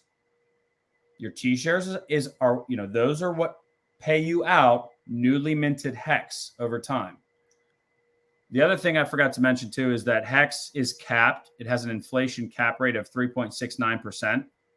So it'll never pay out more than 3.69% in terms of it's an attempt to prevent any type of inflation bug, right? Which Bitcoin has had, kind of a disaster. But 44. Trap. And so this is the other thing about Pulsechain. Okay. Right now, if you have T shares, which again, you can't get T shares through Coinbase, you can't get it through Kraken or Voyager, Gemini. You have to have a MetaMask, a non-custodial wallet, and you have to interact with the Hex staking protocol. What's really amazing about Pulsechain is that because we're forking Ethereum and we're bringing the entire system state over as a one-to-one copy, everything that exists on Ethereum today is being copied over one for one. So if you have 1 million Shiba Inu on Ethereum as an ERC20 token, you will have a direct one-for-one copy of 1 million Shiba Inu as a PRC20 token. Pulsechain, I heard that. Pulse. Yeah, I heard everything's a copy. Yep, I heard about that. People are like, what do you copy? What does that mean? Yeah. It's data. Right. The Ethereum blockchain has about 16 terabytes of data in its entire block history, okay? So when you think about it, that's not like an enormous amount of data. It's a good bit, but it's not like unmanageable, right? The active nodes that are running on the Ethereum network right now, it's like a couple gigs worth of data. So it's super easy. But what's cool is that any ERC20 tokens that you currently hold in a MetaMask or ledger, Trezor wallet of some type, a non-custodial wallet, you will be getting your free airdropped PRC20 variant of that ERC20, 1-for-1. Same thing for your Hex T-shares. Okay, so if you have 100 T-shares right now, built out in a big staking ladder with Hex, you will be getting all of that copied over onto the Pulse chain. Okay, so I don't know if you guys know much about liquidity providing, but there is a derivative play right now. If you are a yield farmer, if you go out there and you provide liquidity for all kinds of different tokens, there's a derivative play because you're getting 50% of your liquidity provided to you for free. So what happens is we have an incentive, there's an incentivization right now between the Ethereum ERC20 and the PRC20 copy from a liquidity providing perspective, because you're getting 50% provided to you for free. And so there, from a liquidity perspective, 50% of your money is given to you for free. So why not bond it together in a liquidity pair? Right. So there's a derivative play there. And due to Hart's law, being that any PRC20 token paired with its ERC20 counterpart is bonded together through the liquidity pair. So as one, is subject to, the US dollar value, they tend to move together up and down. So if the PRC20 version rises, it'll pull the ERC20 version with it. So there's this huge opportunity from a liquidity providing perspective. I don't know how much you guys know about or how much the audience may know about, providing liquidity, but that's a whole nother ball game. Right. Yeah. That's actually something that I cover quite a bit. Clearpool's all about providing liquidity, so I'm pretty familiar with it. Yes. Yeah. So essentially, what's going to happen very soon is that all of the liquidity on the Ethereum blockchain is going to have there's going to be a vampire. We call it kind of like a vampire tech, right? So everything on the Ethereum blockchain is going to be liquidated and moved over into the PulseX. PulseX is the decentralized exchange. So remember, Pulse Chain is a fork of Ethereum, which is the new layer 1 blockchain, proof of stake, deflationary, meaning there's only a certain total number of Pulse ever minted forever. It's also fee burning. Okay, so 0.025% of every transaction burns away the total supply of Pulse. PulseX is a fork of Uniswap. Okay, and that's where all of the, that's the AMM bot, the automated market maker bot, which is going to go in and read all of the ratios of everything on the Ethereum blockchain and PancakeSwap and SushiSwap and everything else, and stick it into the PulseX DEX. And so it's a very exciting time. I don't want to, I don't know how technical we want to get, but well, Richard Hart again is behind all of this. Okay. So yeah, I don't know how you feel about this, but this is a deep subject. There's a lot to learn. And if you'd like to come back another time, and we're going to keep going here, but if you want to come back another time, we'd love to have you come back, because I don't think we're going to get this all in one segment. Yeah, it takes it takes some time. This is right. This There's no way, right?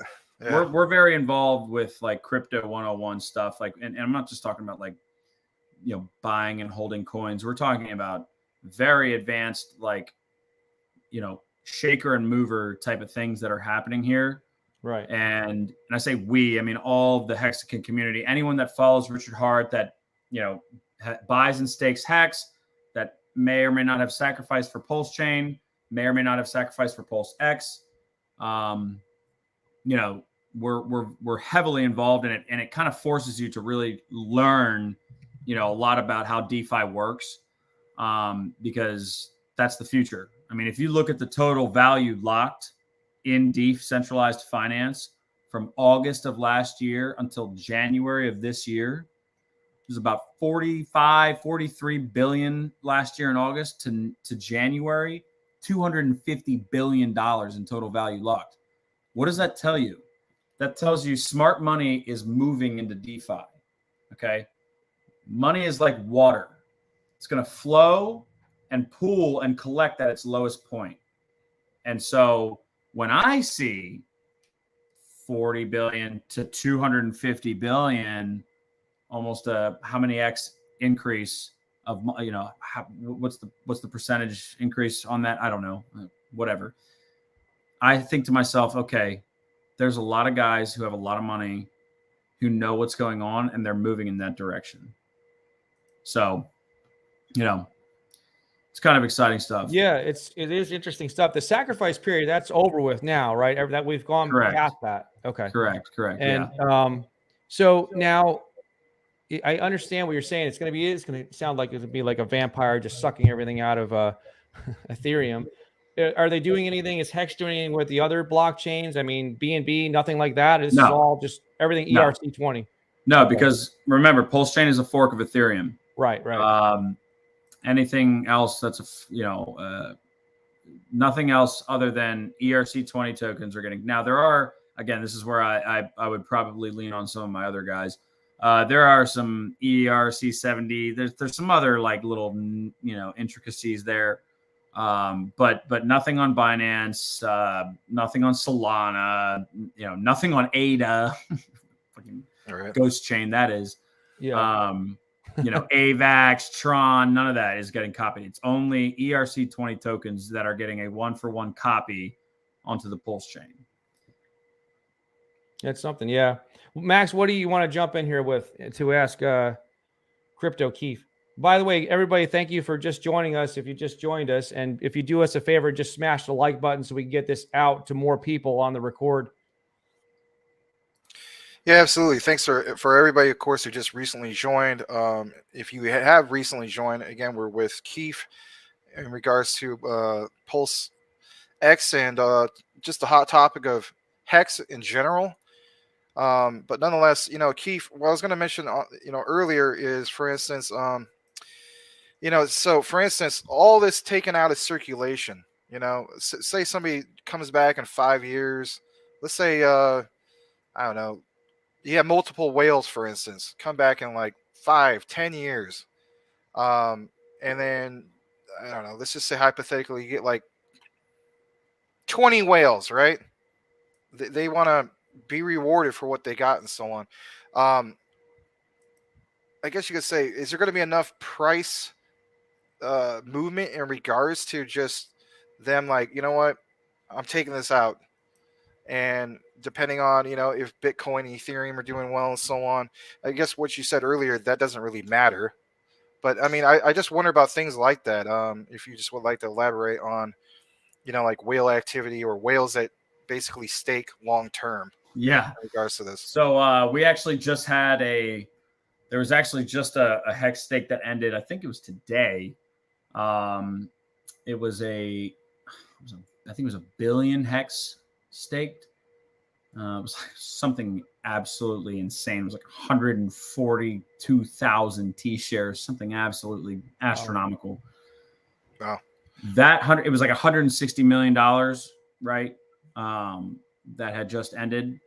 You know, that is an early investor, an early whale who, you know, got in, held the price of Hex up, and got rewarded with all that newly minted Hex. I don't know if it's been restaked, but there hasn't been this massive dump that we think. So the whales that we have in our community, they see the value of what Hex can do. And not only just from a price performance perspective, but what the smart contract does by paying you out, right, newly minted Hex later. Right. There are several billionaire whales that we know about. There's two in particular that we know for sure are Hex whales. We call them whale, billionaire investors. And they see more value in Hex than they see in the US dollar, than they see in Ethereum, than they see in Bitcoin. And if you look, there's actually several Ethereum Genesis Ethereum whales that sacrificed.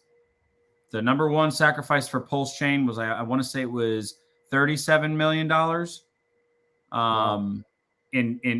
Because they sacrificed, and that same wallet got into Bitcoin early on, they invested, I guess, like $3,500 into Ethereum back in Ethereum's ICO in like 2014. Oh man, wow. Somebody did the chain analysis on this, and that same wallet is the top wallet for the Pulse chain sacrifice, 37 million, whatever it is. So we have individuals that got in early on Bitcoin, got in early on Ethereum, made hundreds of millions, if not billions of dollars, and now see the value in Pulse chain and have sacrificed for that because they see long-term, they see product market fit, they see value in Richard Hart. They have bought and staked Hex.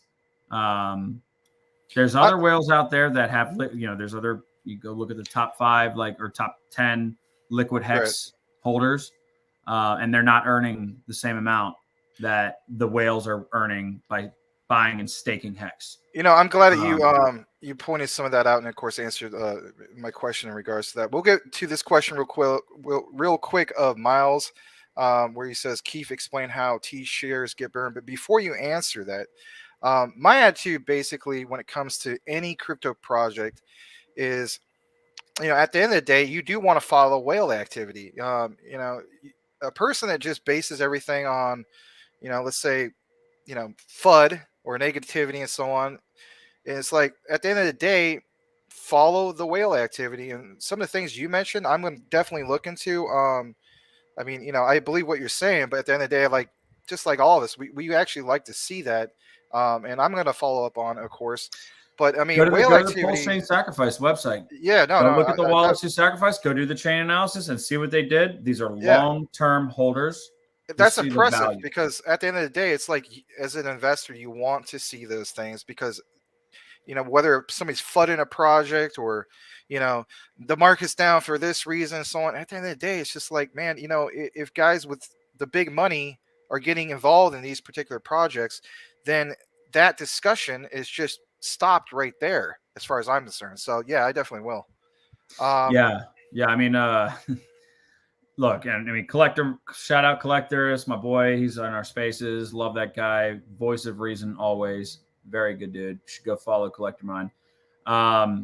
In theory, certainly whales could dump, right? All right. But it will happen. But, that goes back to the whole concept of why FUD your own bag. When you have the right product market fit and you have an asset that's performing and you have a smart contract with immutable code with 100% uptime that's paying you out, you're able to hedge inflation. And as a liquidity provider, if you have impermanent loss, that's actually a good thing for these whales, right? Because if they experience, impermanent loss, they get to just, oh, great. Oh, I just lost, $8 million in the liquidity pool. Perfect. I can re-enter again at a lower price point and write that off as a loss, right? So, again, could whales dump? Sure. But the whales that we have in the Hex community, they see more value in Hex than they see value in the US dollar. And so that's tremendous because that's kind of a key point. You don't see that in I was gonna say that's the whole thing. You don't see that. And at the end of the day, no, you see don't. People using your fucking money as a exit liquidity strategy, and it's fucked up. Sorry, I don't know if no, you didn't get that. You didn't get that memo ahead of time. No, it's all right. Hey, I'll tell you this much, Keith. You didn't get that memo ahead of time in regards to language and stuff like that. So we're not going to even go there right now. But at the end of the day, we're trying to keep it in all due respect, we try to keep it like a family show. Yeah, for sure. I get what you're saying. Okay. You're fine. If you didn't get that memo on it, I mean, it's all right. So yeah. What I'm seeing from the whole thing is when you think about the whales, the guys with lots and lots of money, millions and billions and stuff like that, is that they're learning that with this. With Hex, they can just keep their principal where it's at, sort of like a trust fund almost, and they can just live off of that, right? They're getting the interest and living off of that. You don't want to tap into your principal. That's maybe what they're doing. Dude, these guys are making so much money on interest. They don't care. It sounds like, it's like it's not worth it for them to try to dump the price of Hex because they're making so much money on the daily payout from their T-shares that it behooves them to continue restaking that principle and to continue holding the price of Hex up as we continue to drive mass adoption and bring in more users, and grow Hex, right? The problem is the vulnerability with Hex is the Ethereum gas fees. If you're a whale, you don't care about $100 or $2,000 or $10,000 in Ethereum gas. You don't care because you've got billions and you got millions. Who cares? But for the average Joe, it sucks, right? Yeah. And so you can't run, Hex can't perform the way it should because it does require more and more people to come on board and adopt, right? And to have more users and to have more stakers holding the Hex price up, right? So that's I'm just going to why Richard's forking Ethereum and creating Pulse Chain. No, where well, the that fees makes are sense. I'm just going to inject this real quick, and just back to what we were talking about earlier in regards to whether it's whales or just anybody who recognizes, like, let's say Hex goes to all-time highs. There's going to be a large amount of people who are obviously going to cash out not necessarily all their position, but a large amount of it. One thing I've always have pounded home on our show is to have some kind of exit plan, and I always have mentioned to people, for instance, put it into stable coin.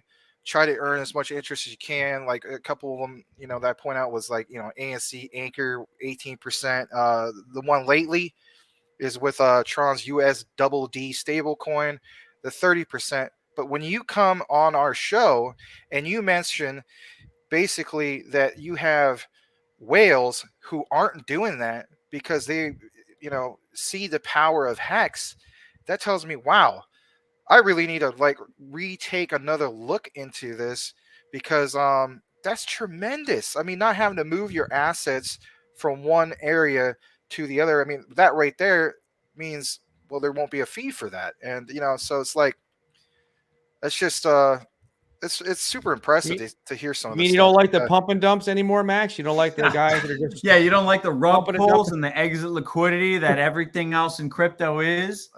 Well, you said earlier, don't flood my own bag. I mean, me and Larry are flooded. I'm gonna go to Etherscan right now. Let's see. You want to share your screen? I can't share my screen. It's okay. I got my settings are all.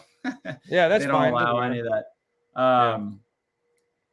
So this is what's funny. So if you look at like the fully diluted market cap and like the circulating market cap, what Hex does is Hex proves to the world that market cap doesn't mean shit. Okay.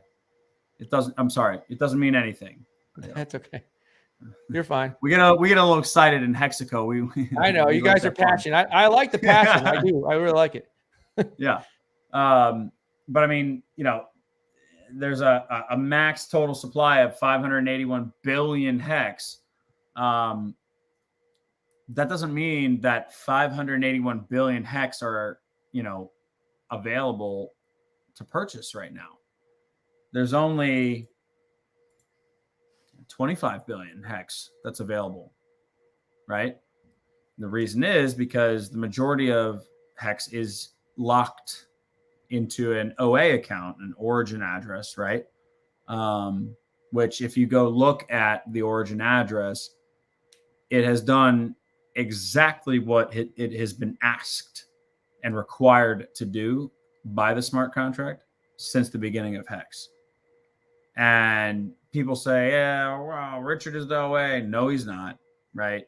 We don't know who the OA is. It's almost like there's a benevolent, being. But that brings into the question of why would centralized ownership of any asset be bad? Right? It's actually a good thing. That's why we got into crypto to begin with, to a sense. But I like the point you're trying to make. Go for it. Sorry. I'm just saying the the reason why Hex is able to perform from a price perspective is because it doesn't matter how many total Hex there are out there. It matters what's in the liquidity pool today. Everything is about liquidity. How much Hex is available for purchase and how much Hex is available for selling. Okay. That's all that matters. That's what drives price performance. That's how you do a 10,000x in less than 2 years, which Hex has done. If you go look at the Hex chart, it's only been around 2.4, 2.5 years. Okay. Has done a 10,000x. There is a strategy that can be deployed in crypto about finely tuned liquidity pools, meaning finely managed, finely tuned liquidity pools. How much is available, how to buy, how much is available to sell. That's it. And because, the majority of Hex is locked in an OA account, people can't wrap their heads around, wow, market cap this, market cap that. The reason why Hex is gate kept from CoinMarketCap and the reason why it's 201 on the list is because it's not controlled by a central exchange. It's not owned by some, miner, some company, or in Michael Saylor's case, MicroStrategy, whatever. No, I get what you're saying. I mean, at the end of the You know day, what I mean? Yeah, it's politics some too. people have it is the problems with politics. that. Binance and Yeah. everything. We had this conversation because we had Keith on here from CVC, and I know that Hex is a sponsor on CVC's website. You're probably familiar with CVC. CoinViewCap. Yeah, you guys know Sandstorm? Yeah, we know him. Yeah, we haven't been on a show, but I know him. Yeah. That's my boy. Yeah, well, we had Keith on here, and that was one of the things I pointed out. I'm like, oh, Hex is a sponsor, and that's why we're really pushing CVC, because we want something that's accurate. They're not reporting anything accurate. Right. So I don't think they do it just not politics related either. I mean, I know, don't get me wrong, Keith. I know you're not a fan of Saitama, and trust me, there's a lot of people aren't. I mean, I hold like a couple bags and so on. I'm not gonna get into that, but what I was gonna state is, at the end of the day, it's even with Saitama, right? It's like, for instance, you had a Saitama when it went up to all-time highs. It's not even listed into the top 100 when they could have been listed in the top 100 multiple times. And it's just, come on, let's have something in which puts the politics aside. We're into crypto, for crying out loud, blockchain, all this stuff in which we want to get what out of the mix? The centralization. We want decentralized. So, CMC putting politics and all that involved in it. It's just, right. I totally get what you're saying. But there's a very crucial difference between like centralized management of an asset and centralized ownership. Centralized ownership, and Richard Hart has said this, centralized ownership can be a very good thing for any product in any market, right? Because at the end of the day, you can't, if you have the product's best interest at heart, then you're going to do what's best for the product. And if everyone else gets to benefit from that, then the whole ecosystem works together. So that's kind of my spiel on the whole OA thing. And I figured I would touch base on that because, I'm going to read this. Look at the max total supply right now on Etherscan and see that there's this much Hex of it, but the circulating supply is 25 billion out of the 581 billion. But I'm going to read this comment right here because I think this is one of your guys here, your fans or followers. CMC scared and censors Hex because they don't make money off of people swing trading Hex. People treat their Hex as precious and hold on to it and reap that APY. So, yeah, CoinMarketCap, we're not fans of CoinMarketCap. That's why we're pushing CVC, because we want a better product. We want something that's actually accurate. Like when you're listing things, we want to actually see like the market cap. They always say, oh, you can't verify the market cap. Well, hire some more people. You guys are owned by Binance. Hire some people that can verify it. That's what I always complain about with CMC. So, but yeah, there you go. Yeah, I mean, there's a class action lawsuit right now with CoinMarketCap, and actually CZ is noted and in the lawsuit. Yeah. you know, there's been gatekeeping, but let me ask you this: why is Hex gate kept? Why isn't it sold on any central exchange? Why isn't it offered? Why isn't it listed as the number 6 on CoinMarketCap? Why? Because the central powers, the central exchanges, the banks, the government, all these fucking people, all these people, they don't own it. They don't control it. They don't own it. Richard Hart didn't airdrop it to them when Hex was created. So, of course, they're going to do everything they can to try to hold it back from the public eye. Why? Because it's the best thing that's been created, and it scares the living you-know-what out of everyone.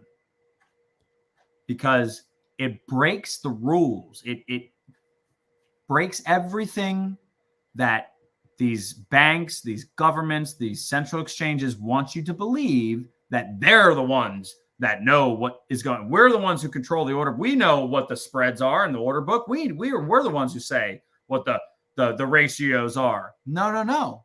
Uniswap has proven that we don't need central exchanges anymore.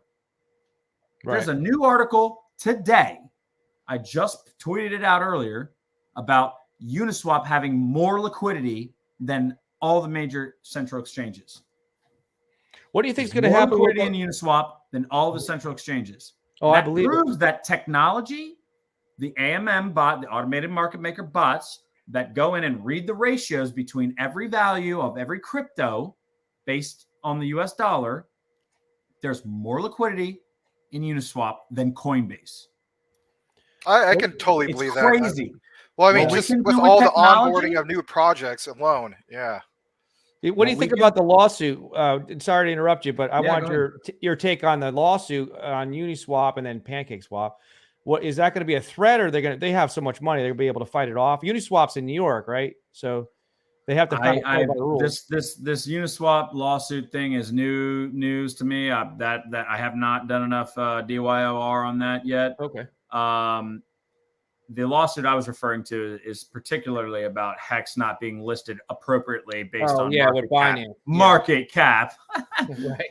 We're suing them on their own game. It's stupid. Yeah. But well, there's a lot of, Richard Hart has a lot of haters and everything.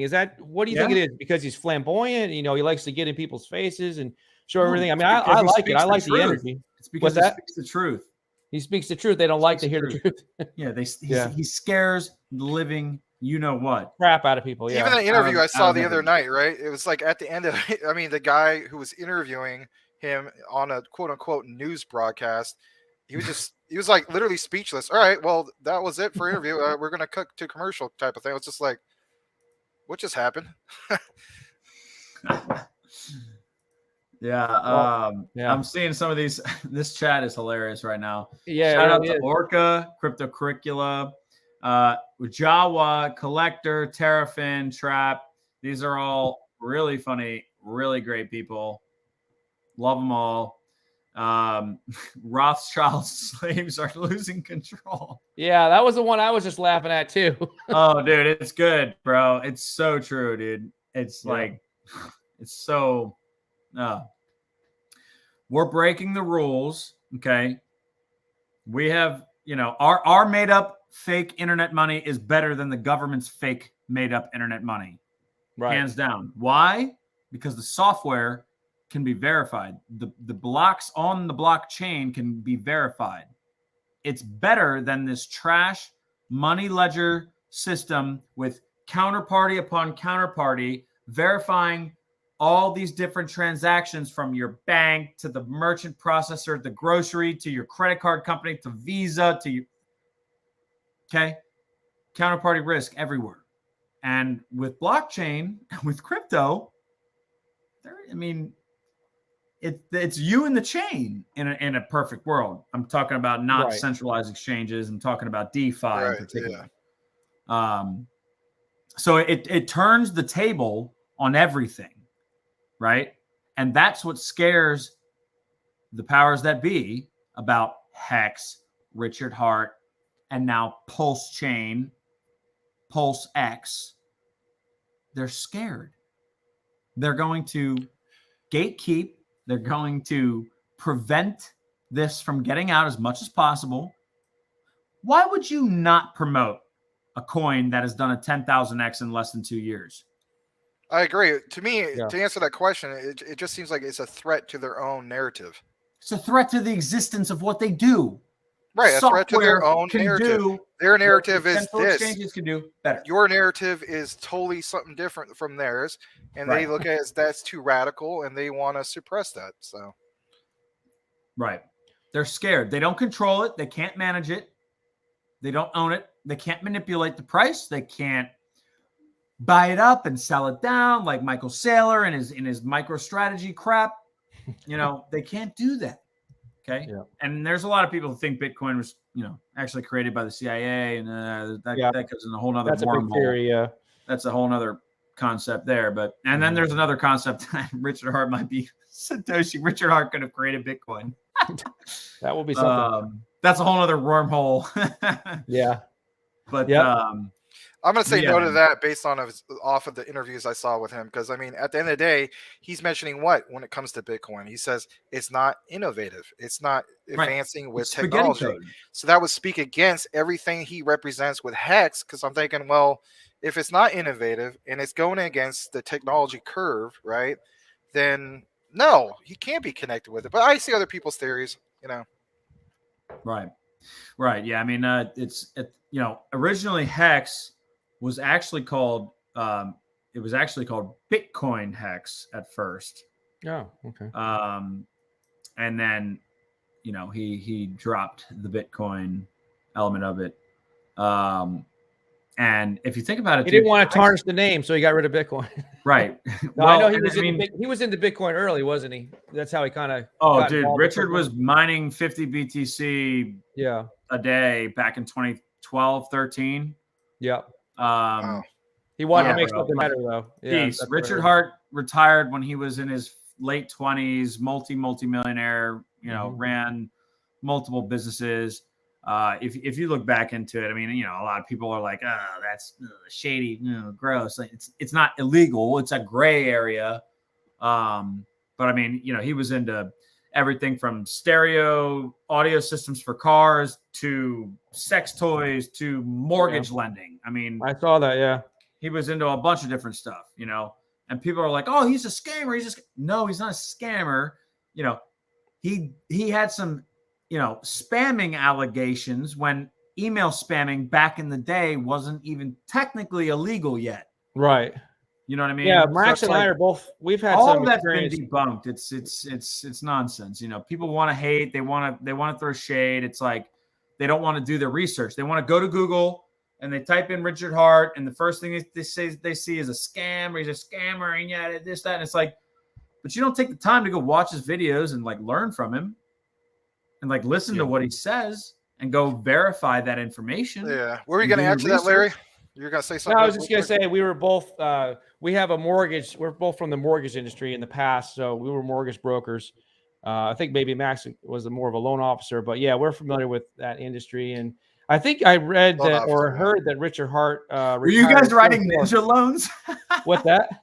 Were you guys writing ninja loans? No job, no job, no income. Yeah, well, you just had to have a pulse. I was doing subprime. Yeah. So yeah, you had to have a pulse. Subprime. I did a little bit of subprime, and then I got out of it because I didn't like what was going on. So I was in it about from 05 to 07, and then it's just. Yeah, I got out in 07 too. Yeah, I said this is not for me, and then shortly after, as you know, the whole thing with the recession, et cetera, et cetera. So. So it was fun time. It was like shooting fish in a barrel when we were doing the refis in the early 2000s. Everybody was. Those days, so yeah, but I'm glad that you joined us here. We've got you have a fan club that came in here to support you, so that's really good. We like seeing that. Yeah. These guys the chat is going off right now. I don't crazy. Know what they're talking about, but yeah. They're these are good folks. Yeah, it seems like it. At the end of the day, it looks like they crossed the border with you from Hexico to join our live stream. So we definitely do appreciate it. Yeah, dude. So I mean, look, at the end of the day, the Hexican community, okay, we're the only ones having fun in crypto. Everyone else is getting smoked, but we're staked We're chilling. We stake and chill. You know, Richard Hart is launching Pulsechain in a matter of, I think, days. It could be weeks. We have this ongoing joke, 4 more weeks. It's like, oh, software's hard. We, every timing estimate is wrong. We think it's a couple weeks, 4 more weeks, 2 more months, 4 more weeks. Software's hard. It takes time. But guess what? If you look at his track record, he created Hex, immutable code, 100% uptime, trustless yield, no admin keys, no counterparty risk, did a 10,000x in less than 2 years, and continues to perform and continues to pay out 11 to 38% APY. Got people to sacrifice $2 billion, a record in any ICO, IPO, whatever you want to call it. We call it a sacrifice because that's what he called it, which is a really brilliant way of getting around freedom of movement. It was a sacrifice for freedom of movement, right? Pulsechain is a sacrifice for the freedom of speech. Blockchain is the right of freedom of speech, and you have no expectations to profit from the work of others. PulseX, same sacrifice, except this is for the sacrifice for the right of movement and the freedom of movement and the right to assemble. Okay. We sent money to an address with no expectation to profit from the work of others, which means that we do not expect anything in return. However, because we did that, that creates a set of people who are really cool. And those really cool people, they get airdropped free things. Those free things get airdropped to them at $0 value, zero. But very soon after that first tick over, there's a value applied of some kind because somebody goes and creates a liquidity pairing between Pulsechain, PulseX, Hex, PulseX, Hex, right? The way that the value gets introduced into the system is via a bridge. And if you guys have ever bridged assets between any other chains, you know that that's how you bring the economic energy from one blockchain to another via a bridge, right? And so it's an incredible thing. We've passed the Howey tests where it's not a security. If you go look at what everyone did, 44,000 people sacrificed $670 million for Pulsechain. And then for PulseX, 137,000 people, wallets, whatever, sacrificed for the freedom of movement. And that creates a really cool set of people to airdrop free things to. Maybe those free things have value one day when somebody opens a liquidity pair. Let me just answer. You're doing a great job, KryptoKEEF. Let me just answer this question right here. In the description of this video, I have KryptoKEEF's Twitter. I also have a link to the Hex website if you guys want to learn more about Hex. And definitely follow KryptoKEEF. And also you can follow Maximus at Maximus Crypto. I have all the links in the description. If you want to follow me on Twitter or this channel, it's Crypto Talk Now 21. And Max is my co-host here on Crypto Talk Now Live with Max and Larry. We are here 9 p.m. Eastern Standard Time, Monday through Friday, and 4 p.m. Eastern Standard Time on Saturday and Sunday because we like talking crypto. We are not experts, and we brought in somebody that is an expert on Hex, and that's why you're here. And you brought like 10 people with you, so that's pretty cool too. Hell yeah. Yeah, and so I was actually, shout out to Trap Gravity. I was actually incorrect. We failed the Howey test because of what we've done. We're not a security. So I said pass. Yeah, that's earlier. good. We failed. Yeah, that's what the We're not a sacrifice is all security. about. Hex is You're not a also security. not a security. Right. That's good. And the IRS says that the buck is still out. I mean, they don't know what to consider staking reward. Are staking rewards considered taxable income? The IRS doesn't have a position on that yet. That's good. Guess what? you as a Hex staker, when you mint your Hex, when your term is served, that's considered property. The IRS doesn't have a position on that yet. Go look at the that lawsuit with I'm drawing a blank on it. Hopefully somebody in the chat can. It was XRP, not Tether. It was something. XRP. No. I'm drawing a blank on it right now. The IRS does have a position on staking. No, it's that lawsuit. Oh my god, I gotta look it up now. Hold on.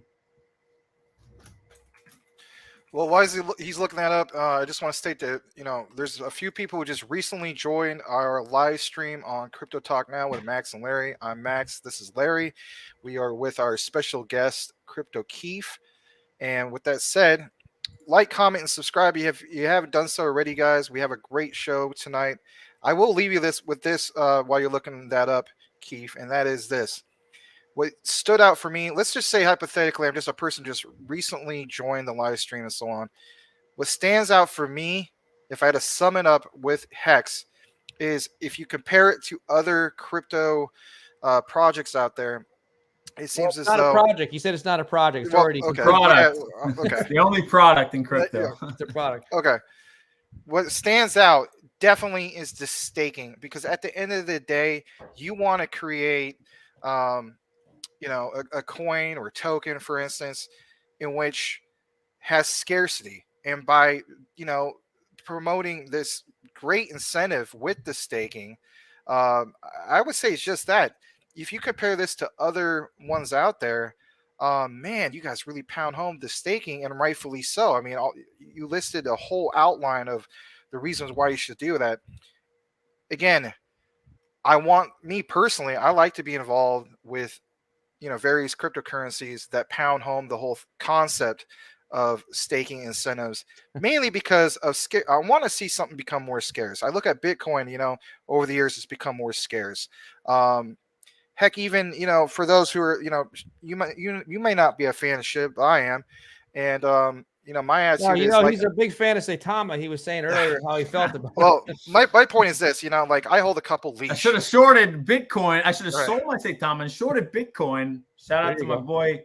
No. I get what you're saying, but my point is, like, I hold a couple leash. Like, leash is like, dirt cheap if you compare it to like where's that right now. I mean, like, for instance, it's like $650 or something like that. But the point is, if you look at leash, leash is current supply is it's not that much. And that says to me, it's like, okay, more and more of the scarcity. So when I look at Hex, for instance, I love the idea that it's going to become more scarce. And at the end of the day, the supply and demand kicks in, all these things that, as a retail investor, you want to see. I know you don't want me calling it a project. I'll call it a product, like you said. You want to see this in this product. So I'm just going to leave it at that if I was just walking into this live stream. Yeah. I mean, at the end of the day, like, there's not a lot else out there that's going to reward you as a staker, for locking up your tokens and simultaneously burning those tokens off the market, helping reduce the total supply of Hex, giving you your APY. And at the end of the day, it boils down to like, okay, am I going to leave $1,000 in my bank account for a year and lose to inflation and get my 0.0001% interest? Or can I go and purchase Hex and stake it and burn that Hex off the market and earn anywhere from 11 to 38% APY, depending on the term length and the amount? I mean, my money did better in Hex than it did sitting in my checking account, losing value. You're guaranteed to lose money sitting in a checking account. You're also, I mean, you could take that money and go put it in some other crypto, but you're, again, subject to extreme volatility of price. Plus, with most of crypto, you might be subject to rug pulls, exit liquidity, scams, maybe a promise of something that never happens. There's no promise in Hex. There's You mean no like these I no see where you're going with right. that one. I see where you're going back with that one. Like back to the the beginning puppy of the show dogs and the on kitty that one. cats that Yeah, we're yeah. investing in. Yeah, the cartoon Rainbow characters? Kitty Inu, whatever the hell, and the Hey, Keith, you better watch out, man. Toro and the You the better Shin watch out. Ninja, this, that, and the whatever. Somebody will create what you just said. Scam. It's all a Somebody scam. somebody's gonna create that Rainbow Kitty eating. I bet you anything. No, Heck, it might even Rainbow be out. Kitty. No. Rainbow Kitty Inu is a real thing. My buddy, I'm not gonna dox him, but he told us on stream it was a real thing. I said that's a joke. How could you buy anything called Rainbow Kitty? Is he wearing? Is he wearing one of those furries? And then it's literally a unicorn. No, but he is a wolfie, wolfback, wolfback, and a Saitama, Shatama, woo! That BS. Sorry, wolfback howl. Look, Yeah, I'm not trying. I don't want That's to be. I don't fine. want to be a total asshole. My bad. No, we You're try to fine. keep family here, whatever, all that. And, sorry, I just nobody. I try to hope that encourage nobody people goes out. to Is get into anyone real going to life. go out Okay. and buy Rainbow Kitty Inu? I hope not. After watching this. So. Oh man. But yeah, hey, look, I appreciate you guys having me on, and this is fun. No, it was great having you on, man. Love to come back and hang out with you guys. Yeah, we love Yeah, the. great to We have got you back. Sure. Twitter Spaces 24/7. My boy Famous Hexican runs them. We're on like day 100 plus. I don't know, 110, 115 now. He's been doing these Twitter Spaces every day, 24 hours a day, since like early January when these Twitter Spaces came out. Steak and Apes, Crypto Curricula, Trap Gravity. We have amazing people in our community and incredibly brilliant people who, way smarter than me. They can get into the technicals if y'all want to know technicals. It's just, Well, even we're having fun. putting aside the technicals, right? Putting aside the technicals and putting all, who's smarter and all that.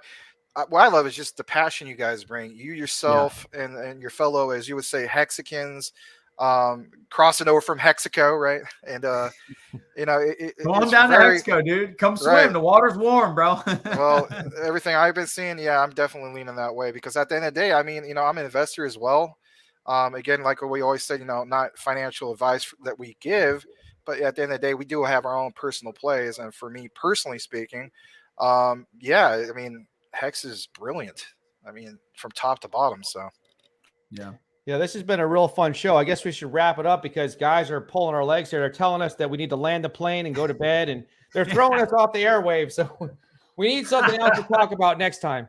So we'll come back next time. But we want, on behalf of Max and I, we want to thank you for joining us, KryptoKEEF. Guys, the links are in the description. Follow him on Twitter. I'm sure that half the people in here, if not more than half, already know who he is. So it's been a fun time. We've got some great comments. We'll give you the last word, Max, and then we'll give you the final last word to KryptoKEEF. So, Max, if you just want to say goodbye to our audience, and then KryptoKEEF, you can say goodbye to the Hexicans. Well, guys, thanks for tuning in as usual. This is an everyday show, and we can't thank, of course, the Hex Army enough, or in this case, you fellow Hexicans who crossed over from Hexico with Keef. And it's just been a really, really passionate, well thought out show. Lots of good topics, lots of just the passion. I mean, you don't have to be the smartest guy in the world, but we more than appreciate you coming on here, Keef, sharing your thoughts and concerns, just answer some of these questions. I mean, if I was a person who just came onto the stream, didn't know anything about this, it was very engaging to say the least. So we can't thank you enough, and we hope to have you on in the future, or maybe hop on your platform or whatever the case. So it was just really, really great. We can't thank you enough. Yeah, absolutely. Thank you guys, for having me on, giving us a platform to shill our community. Look, at the end of the day, like I said, we're having fun. We have the greatest founder in crypto. We have the greatest product in crypto, Hex. We have a new layer 1 blockchain coming out. We have a new automated market maker bot, decentralized exchange coming out, the most liquid exchange in all of crypto. We're very excited. Everyone else is getting smoked and burned alive in crypto. We're having fun and looking at like potential millions of dollars in the next, 2 to 5 years. Like, let's have fun. Let's get on board. Let's get into DeFi the way it was really truly intended to be. And we're always, we welcome everyone from every community. We love to have fun. And like I said, I can't thank y'all enough for having us on, and shout out to Pulsechainer for setting all this up. And you guys are great. Love being here and looking forward to being here some more. So thanks again, and shout out to everyone in the chat as well. And we got some wild guys here, that's for sure, guys. You guys have a good night. We enjoyed having KryptoKEEF here, and hopefully you'll come back and talk with us maybe sometime next week. Absolutely. All right, guys. Have a good Water night. Buffalo Inu, apparently. Yeah, there we go. Another rug. Barry Have Crowder. a good night, guys. Shout out to you, Barry Crowder. You take it easy too, man. All Y'all right. have a good night. Thanks again. All right, y'all. Take care, guys. We're signing off here.